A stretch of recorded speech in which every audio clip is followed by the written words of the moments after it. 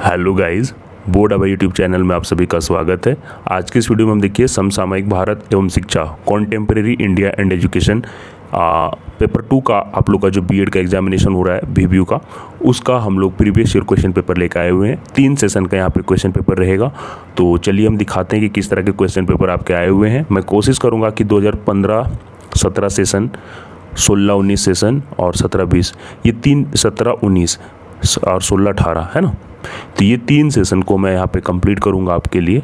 और आप लोग को मैं बताता चलूँ कि ये सारे जो प्रीवियस ईयर क्वेश्चन है बहुत इंपॉर्टेंट है। यहाँ पे मैं एमसीक्यूज़ के आंसर भी आपको बता दूंगा, और शॉर्ट क्वेश्चंस, लॉन्ग क्वेश्चंस को आप लोग को ऐसे देखना है कि कौन कौन बार बार रिपीट हुए हैं। तो वैसे क्वेश्चंस को आप अपना एक तरह से बना के रख लीजिएगा, वहाँ से आपको ये आप लोग को मतलब कि समझ में आ जाएगा कि कौन से इंपॉर्टेंट क्वेश्चन है, किस पे हमें विशेष ध्यान देना है ना। तो सारे टॉपिक्स जिस तरह से भी कवर करने हैं, शॉर्ट और लॉन्ग का आप लोग देख लीजिएगा, और एमसीक्यूज़ का हम यहाँ पे आंसर आप लोग को करवा दे रहे हैं। तो चलिए बिना देर किए हुए और देखते हैं। ये बीबीयू का है, विनोबा भावे यूनिवर्सिटी का, ठीक है। बाकी यूनिवर्सिटी वालों का भी मैं क्वेश्चंस लाऊंगा, तो आप लोग अगर किसी के पास क्वेश्चन पेपर लास्ट ईयर का है दूसरे यूनिवर्सिटी का, तो आप लोग सेंड जरूर कीजिएगा। तो चलिए हम लोग स्टार्ट करते हैं। तो देखिए गाइज, यहाँ से हम लोग 2015-17 सेशन में आ चुके हैं और किस तरह के क्वेश्चन पेपर आए हुए हैं। पीके यादव को फिर से मैं धन्यवाद दूंगा कि इन्होंने बहुत ही मेहनत से सारे को जमा किया, तो धन्यवाद के पात्र हैं। अब देखिए यहाँ पे ऑब्जेक्टिव क्वेश्चंस यहाँ पे खंड ए में आए हुए हैं, फिर शॉर्ट क्वेश्चंस और लॉन्ग क्वेश्चंस। आप सभी को पता है कि शॉर्ट क्वेश्चंस कभी कभी 5 नंबर वाले 4 क्वेश्चंस आ जाते हैं, और कभी कभी 4 नंबर वाले 5 क्वेश्चंस आ जाते हैं। तो 4 या 5 क्वेश्चंस आ सकते हैं। लॉन्ग क्वेश्चन में कभी कभी 8 नंबर वाले 5 क्वेश्चन पूछ ले जाते हैं, और कभी कभी 10 नंबर वाले 4 क्वेश्चन। तो या तो 10 क्वेश्चन आएंगे या 8 क्वेश्चन आएंगे, ठीक है। तो चलिए अब हम लोग, और एमसीक्यूज आपके 2-2 मार्क्स के रहेंगे। 80 नंबर का टोटल पेपर है, आप लोगों को मैं बता दूं। तो 2-2 नंबर के 10 क्वेश्चन, देखिए 20 नंबर यहाँ से आपको एमसीक्यू से बन जाएंगे। तो देखिए सही विकल्प को आपको चयन करना है करेक्ट ऑप्शन का। तो देखिए फर्स्ट क्वेश्चन पूछ रहा है, in the Indian constitution education is in, बोलता है कि भारतीय संविधान में शिक्षा है। तो याद रखिए कि पहले शिक्षा किसी एक के ही सूची में था, लेकिन अब दोनों के सूची में शामिल कर लिया गया है। तो ये अब कंकरेंट सूची में आ गया है, आपका समवर्ती सूची में, ठीक है। तो आप लोग का उत्तर 3rd सही हो जाएगा। अब सेकेंड देखिए, सेकेंड क्वेश्चन है कि what is the suitable age of free and compulsory education, निःशुल्क व अनिवार्य शिक्षा की यथोचित उम्र क्या है। तो आप लोग को मैं बता दूं कि ये आप लोग का हो जाएगा 6 to 14 चलता था। तो यहाँ पे ऐसा कोई ऑप्शन तो दिख नहीं रहा है, लेकिन ये वाला आपको दिख रहा है 5 to 18, सॉरी कौन सा दिख रहा है 6 to 12, हाँ 14 दिया हुआ है। तो 6 to 14 दिया हुआ है, तो बी ऑप्शन बिल्कुल करेक्ट आपका हो जाएगा। चलिए सी में देखिए क्या दिया हुआ है, directive principles of state policy explained in which article, बोलता है कि राज्य के नीति निर्देशक तत्व की व्याख्या किस धारा में की गई है। तो सी का आपका सेकंड ऑप्शन सही हो जाएगा, आर्टिकल 36 to 51, आर्टिकल 36 to 51, ठीक है। ये आपका सी का आंसर हो गया। चलिए डी में देखिए, डी में पूछ रहा है कि besides Indian and western education supporters there was also a third, which was, third was कौन था। तो थर्ड हो जाएगा आपका आंग्लिक, ठीक है, एंग्लिक हो जाएगा आपका। सेकंड ऑप्शन डी का सही हो जाएगा। अब देखिए right to education was commenced on, बोलता है कि शिक्षा का अधिकार की शुरुआत कब हुई, है ना। तो ई का आपका सेकंड ऑप्शन सही हो जाएगा, 1 अप्रैल 2010, आपका सेकंड ऑप्शन बिल्कुल सही हो जाएगा। चलिए नेक्स्ट देखिए, who propounded downward filtration theory, निम्नवत छात्रीकरण सिद्धांत को किसने प्रस्तुत किया। एफ का आपका आंसर हो जाएगा आपका 3 ऑप्शन, लॉर्ड मैकॉले। क्या हो जाएगा, एफ का 3 हो जाएगा, लॉर्ड मैकॉले, ठीक है, याद रखिएगा। The chairman of university education commission 1948-49 was, विश्वविद्यालय शिक्षा आयोग 48-49 जो थे उसके अध्यक्ष कौन थे। तो इसको आप लोगों को पता होगा राधाकृष्ण आयोग भी बोला जाता है। तो डॉक्टर राधाकृष्ण, आपका आई का ऑप्शन सही हो जाएगा।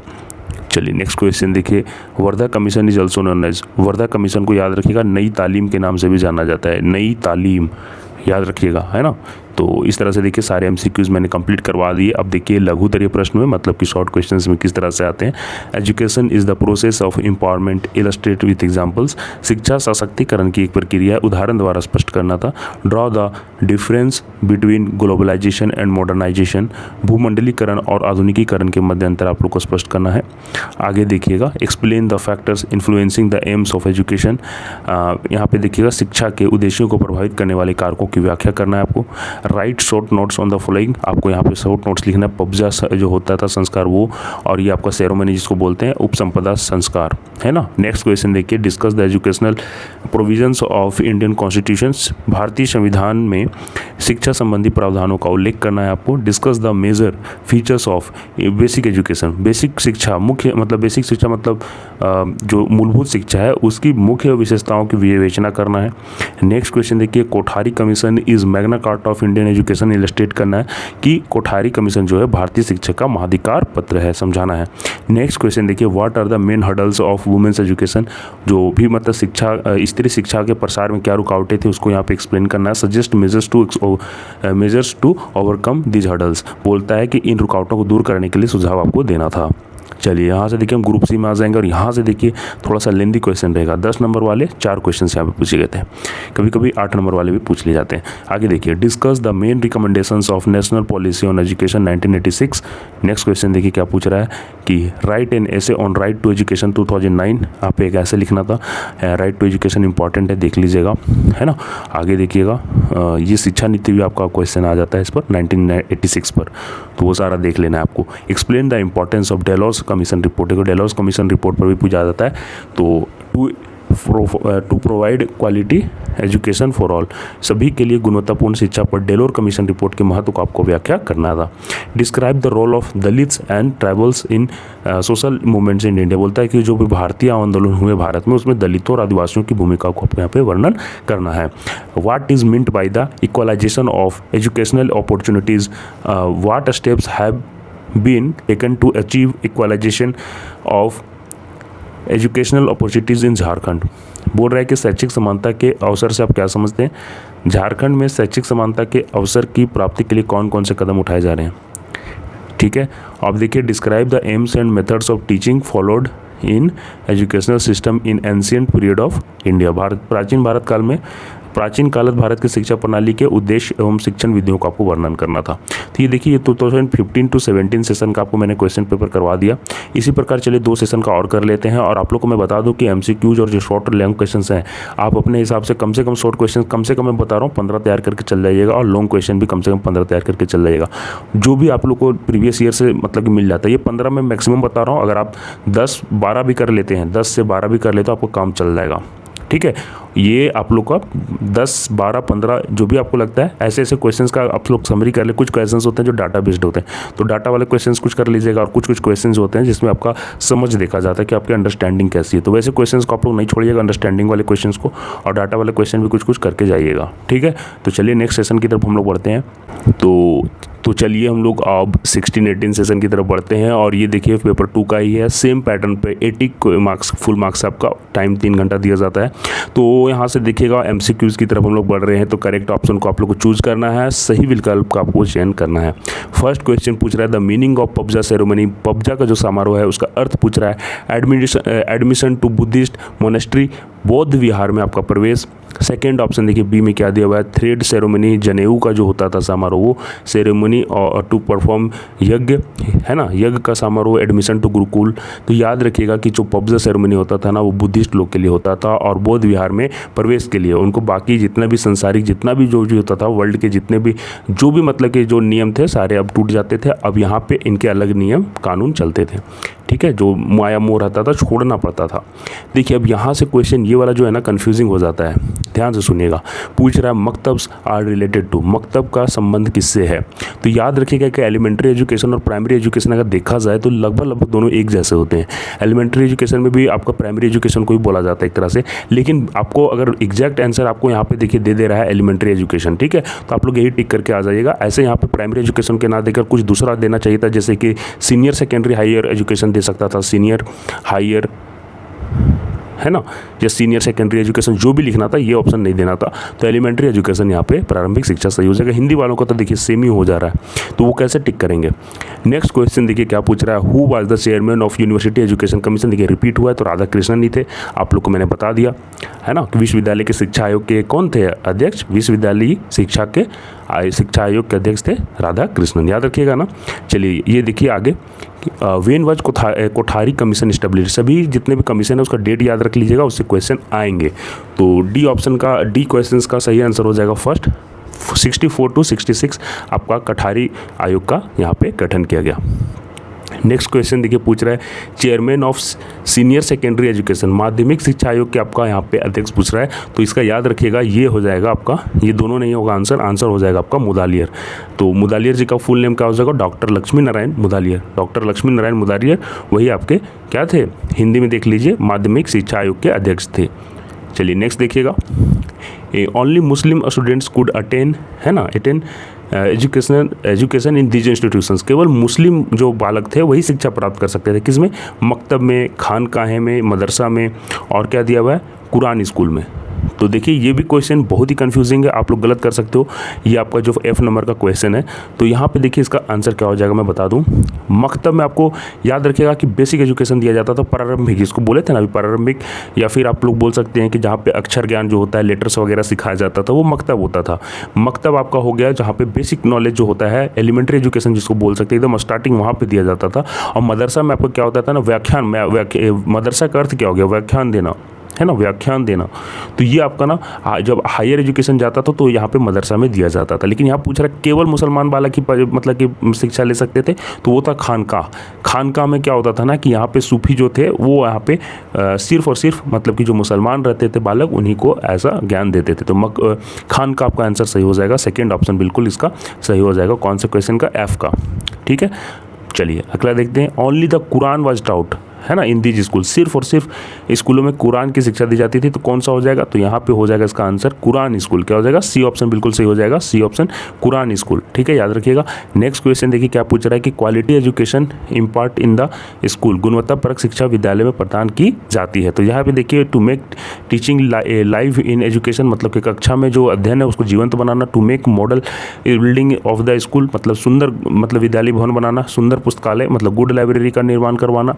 बाई कल्चरल एक्टिविटी, तो इसका सबसे बेस्ट ऑप्शन हो जाएगा आपका कक्षा के अध्ययन को जीवंत बनाकर हम लोग गुणवत्तापूर्ण शिक्षा विद्यालय में प्रदान की जाती है। तो हो जाएगा to make teaching lively in classroom. चलिए नेक्स्ट क्वेश्चन देखिए क्या पूछ रहा है ना कि how quality education established in school, बोलता है विद्यालय में गुणवत्तापरक शिक्षा की कैसे स्थापित की जा सकती है। देखिए ये क्वेश्चन बहुत ही कंफ्यूजिंग है, ठीक है। यहाँ पे देखिएगा by the collective effort of central and state government, राज्य एवं केंद्र सरकार के सामूहिक प्रयास द्वारा। नेक्स्ट ऑप्शन देखिएगा collection of good books in library, library में क्या करना है, पुस्तकालय में अच्छे अच्छे पुस्तकों का यहाँ पे जमा कर देने से। By tuition and private coaching, tuition and private coaching, ये दोनों ऑप्शन बिल्कुल कलेक्ट हो गए, गलत हो गए।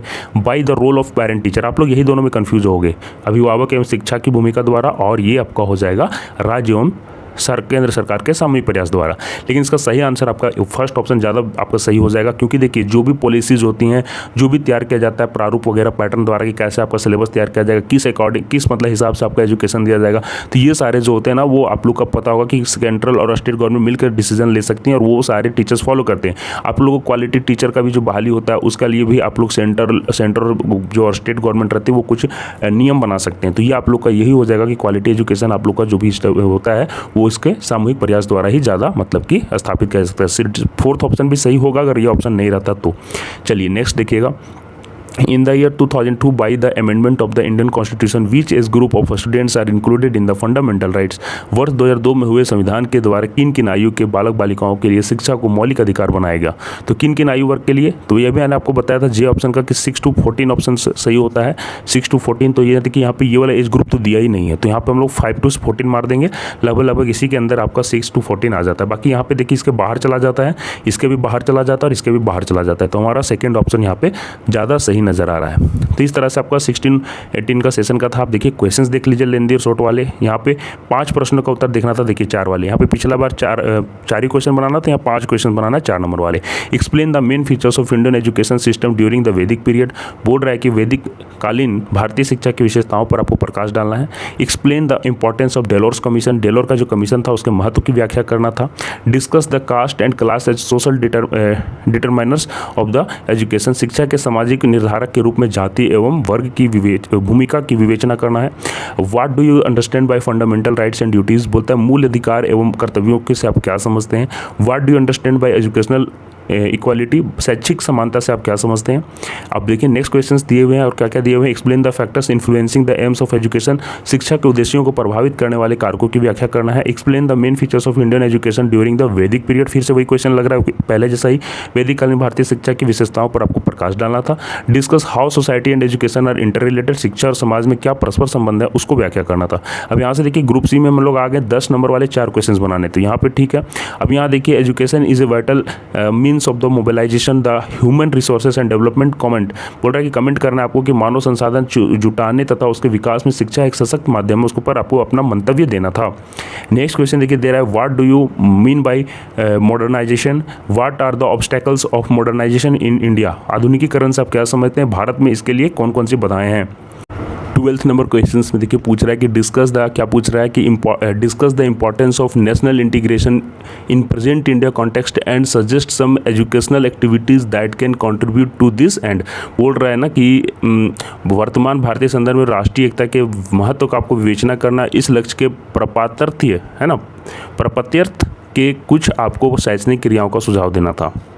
नेक्स्ट देखिए what role can the teacher play in promoting, क्या हो रहा है, promoting quality equality in educational opportunities, शैक्षिक समानता के अवसरों को बढ़ावा देने के लिए शिक्षक की भूमिका का वर्णन करना था। 14 नंबर में देखिए why is vocationalisation of education needed, describe some of the efforts made in this direction. ठीक है, शिक्षा व्यवसायीकरण की क्या आवश्यकता है ना, और इस हेतु कुछ प्रयास जो किए गए हैं उनको वर्णन करना है। चलिए नेक्स्ट देखिए 15th में था discuss the role of education for empowering women and their rights, महिला सशक्तिकरण के अधिकारों को बढ़ावा देने के लिए शिक्षा में उनकी भूमिका का वर्णन करना था। चलिए नेक्स्ट में देखिए अब हम लोग कौन सा सेशन में आ जाते हैं, अब हम लोग 17 to 19 सेशन में आ जाते हैं। ये भी सेशन का मैं कंप्लीट करवाने जा रहा हूँ, तो चलिए इसके MCQs में आते हैं। अब देखिए पहले पूछ रहा है, फर्स्ट क्वेश्चन ही पूछ रहा है कि before independence in India, before independence in which commission organised, स्वतंत्रता से पूर्व किस आयोग का गठन किया गया।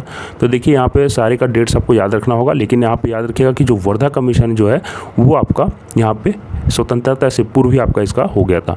ठीक है, याद रखिएगा। When was national knowledge commission established, राष्ट्रीय शिक्षा आयोग की स्थापना कब हुई, ये क्वेश्चन है बी का, तो बी का फर्स्ट ऑप्शन सही हो जाएगा 2005 में।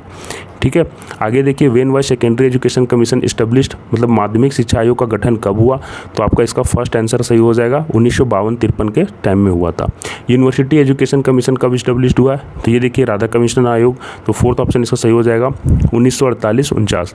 ठीक है, डी का आपको 4 ऑप्शन सही हो जाएगा। नेक्स्ट देखिए in which article of the constitution is compulsory primary education explained, तो कौन से मतलब कि आर्टिकल में मतलब कि कंपलसरी किया गया है, इसको बाद में मतलब कि क्या बोलते हैं अमेंडमेंट भी हुआ है, उसमें सुधार भी हुआ है, तो ई का आपका संशोधन जिसको बोलते हैं आर्टिकल 45 धारा 45 हो जाएगा। और आप लोगों को कोई भी क्वेश्चन का आंसर अगर गलत लगता है ना कि आंसर मैंने गलत दिया है, तो आप लोग नीचे कमेंट कर दीजिएगा, अगर वो मुझे सही लगेगा तो मुझे पिन कर देंगे। नेक्स्ट देखिएगा in which the following article in which the following article 351 of the constitution it is explain, किसमें मतलब कि संविधान की धारा 351 व्याख्या की गई है। तो याद रखिएगा एफ का आपका आंसर हो जाएगा 2 डेवलपमेंट ऑफ हिंदी। याद रखिएगा कि हिंदी को बढ़ावा देने के लिए इसका सार्वभौमिक यूज के लिए, यूनिवर्सल यूज के लिए, पूरे इंडिया में किसी सभी तरह का फैलाव के लिए इसको आर्टिकल 351 में आपको यहाँ पे शामिल किया गया था। आगे देखिए in which article of the constitution is fundamental duties explain, बोलता है कि मौलिक कर्तव्य की व्याख्या संविधान की किस धारा में की गई है। तो जी का आपका ऑप्शन कौन सा सही हो जाएगा, जी का थर्ड हो जाएगा आपका आर्टिकल 51 धारा 51A में आपका यहाँ पे किसका फंडामेंटल ड्यूटीज एक्सप्लेन किए गए हैं। आगे देखिए who is the contributor of basic education, बुनियादी शिक्षा किसकी देन है, तो आपका एच का आंसर हो जाएगा सेकेंड महात्मा गांधी, है ना, महात्मा गांधी जी थे बुनियादी शिक्षा के। ऑन व्हाट प्लेस और institution Muslim education is given, Muslim शिक्षा कहाँ दी जाती है। देखिए यहाँ पे आप लोग कंफ्यूज हो गए मदरसा और मकतब में। ठीक है, अभी आप लोग बोलोगे सर आगे तो मैंने खानकाहें भी बताई, खानकाहें बहुत तरह से मतलब एक बोलते हैं ना कि यहाँ पे लगातार वैसा शिक्षा के लिए बहुत बड़ा हब नहीं बना, हब बना वही दोनों। अब ये दोनों में अगर हम लोग देखेंगे तो मदरसा और आपका मकतब, तो मदरसा में आप लोगों को मैंने बताया कि हायर एजुकेशन दिया जाता था और मकतब में एलिमेंट्री एजुकेशन। थोड़ा सा कन्फ्यूजिंग क्वेश्चन किया, यहाँ पे दोनों को नहीं देना चाहिए था, लेकिन यहाँ पे मकतब आंसर मार दीजिएगा, क्योंकि यहाँ पे स्टार्टिंग का जो अक्षर ज्ञान होता है यहीं पे दिया जाता है, एलिमेंट्री एजुकेशन, जो बाद में यहाँ पे व्याख्यान द्वारा आगे बढ़ाया जाता है। लेकिन यहाँ पे मकतब आंसर मार दीजिएगा अगर ऐसा क्वेश्चन आता है। ऐसा ऑप्शन देना नहीं था। When was Delors commission presented, Delors commission कब प्रस्तुत किया गया? तो जे का मैंने आपको आंसर बता दिया है। यहाँ पे फोर्थ ऑप्शन सही हो जाएगा, नन ऑफ दिस, कोई नहीं, ठीक है। क्योंकि देखिए ये इशू कब हुआ था? 1996 में जो प्रेजेंट हुआ, और ये बना कब था? 1989 से 92 के बीच में ये आप लोग का शब्द हुआ था। चलिए नेक्स्ट देखिए, यहाँ पे शॉर्ट क्वेश्चंस हैं, किन्हीं 5 प्रश्नों का उत्तर देना था। यहाँ पे फिर से देखिए 4-4 नंबर वाले। Explain the fundamental rights of Indian constitution related to education. भारतीय संविधान के अनुसार शिक्षा से संबंधित मौलिक अधिकार को आपको व्याख्या करना है। ध्यान दीजिएगा, शिक्षा से संबंधित। आगे देखिए क्या दिया हुआ है, आर्टिकल 45 को एक्सप्लेन करना है आपको, है ना, इंडियन कॉन्स्टिट्यूशन का, भारतीय संविधान की धारा 45 को आपको क्या करना, व्याख्या कर देना था। What do you mean bye education on the concurrent list, बोलता है कि संयुक्त सूची में जो शिक्षा है उसके बारे में आप क्या समझते हैं। What do you mean by right to education, RTI, मतलब कि सूचना के अधिकार से आप क्या समझते हैं। What do you mean by equality in educational opportunity, शिक्षा के शैक्षिक अवसरों में समानता से आप क्या समझते हैं। What do you mean bye national knowledge commission, राष्ट्रीय ज्ञान आयोग से आप क्या समझते हैं। What do you mean bye vocationalisation, है ना, ऑफ एजुकेशन, भारत में शिक्षा में व्यावसायिकता से आपका क्या अभिप्राय है। 9th नंबर क्वेश्चन देखिए, explain the salient features of national policy of education 1986, राष्ट्रीय शिक्षा नीति 1986 का आपको क्या करना था, विशेषताओं का वर्णन करना था। यहाँ से लॉन्ग क्वेश्चंस में आ जाएंगे। लॉन्ग क्वेश्चंस देखिए किस तरह से आया हुआ है। लॉन्ग क्वेश्चंस में देखिए फर्स्ट है कि right A note in details on education and fundamental right in context of article 14, 15, 16, 30, 51 of Indian constitution, है ना। भारतीय संविधान के अनुच्छेद जो भी दिए हुए हैं इनके संदर्भ में शिक्षा एवं मूल अधिकारों का आपको एक संक्षिप्त टिप्पणी करना था।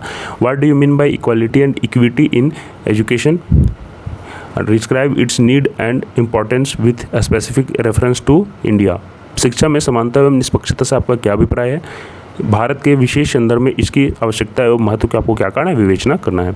What do you mean by globalisation and modernisation, clarify their advantages and disadvantages in context of Indian, क्या दिया हुआ है, इंडियन एजुकेशन सिस्टम, है ना। ध्रुवीकरण व आधुनिकीकरण से आप क्या समझते हैं, इनके लाभ एवं हानियों को भारत की शिक्षा प्रणाली के संदर्भ में आपको स्पष्ट करना था। Explain the merit and demerits of dollars, जो आपका मैंने बताया था डेलोर्स का जो कमीशन है उसके आपको मेरिट्स डिमेरिट्स बताने हैं। डेलोर कमीशन के गुण दोष की व्याख्या करना है विस्तार से। Describe the characteristic of revised national policy on education 1992, संशोधित राष्ट्रीय शिक्षा नीति 1992 का आपको विशेषताओं को व्याख्या करना है। How do education and society influence each other, आपको एक्सप्लेन करना है किस प्रकार शिक्षा और समाज एक दूसरे को प्रभावित करते हैं। तो इस प्रकार देखिए मैंने 3 सेशन का आप लोग को यहाँ पे कंप्लीट करवा दिया है, और बाकी जो भी सेशन है उसका मैं कंप्लीट करवा दूंगा। MCQs का प्रैक्टिस आप लोग कर लीजिए, साथ ही साथ लॉन्ग क्वेश्चन और शॉर्ट क्वेश्चन को आप लोग यहाँ से शॉर्ट लिस्ट कर लीजिए कि कौन कौन से ऐसे क्वेश्चन है जो आपको मोस्ट प्रोबेबली आ सकते हैं। ठीक है, मिलते हैं नेक्स्ट वीडियो में। तब तक के लिए अगर पहली बार चैनल से जुड़े होना तो चैनल सब्सक्राइब जरूर कर लेना। बाकी पेपर का भी यहाँ पे दिया जाएगा और आगे के सेमेस्टर का भी यहाँ पे दिया जाएगा अपडेट। ठीक है, तो सब्सक्राइब कर लेना और फ्रेंड्स को अपना शेयर जरूर कर देना वीडियो। मिलते हैं नेक्स्ट वीडियो में, तब तक के लिए आप सभी को धन्यवाद।